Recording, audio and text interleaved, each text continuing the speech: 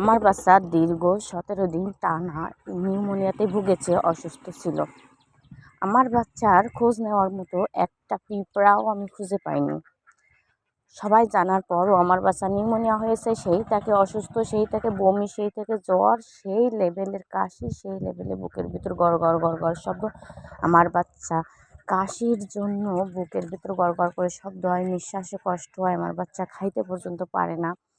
তো আমার বাচ্চা এতটাই অসুস্থ ছিল, যাকে টানা 7 দিন অ্যান্টিবায়োটিক বায়োটিক দেওয়া হয়, তবুও তার কাশি কমেনি, কমের দিকে যায়নি। তারপরও সে অসুস্থ থেকে যায়।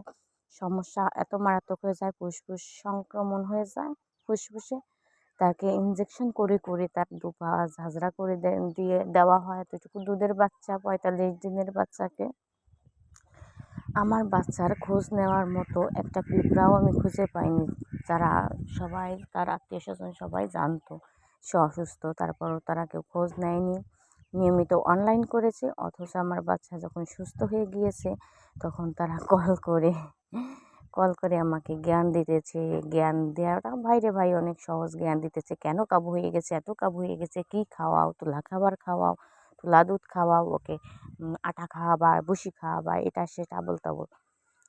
ভাই জ্ঞান দেওয়াটা অনেক সহজ, কিন্তু দায়িত্ব নেওয়াটা এতটাও কি সহজ? হ্যাঁ, যে বাচ্চাটা দুধের বাচ্চা অসুস্থ, যার খোঁজ নেওয়ার মতো মানুষ থাকে না, একটা মানুষ অসুস্থ জানার পরও কেউ খোঁজ নেয় না।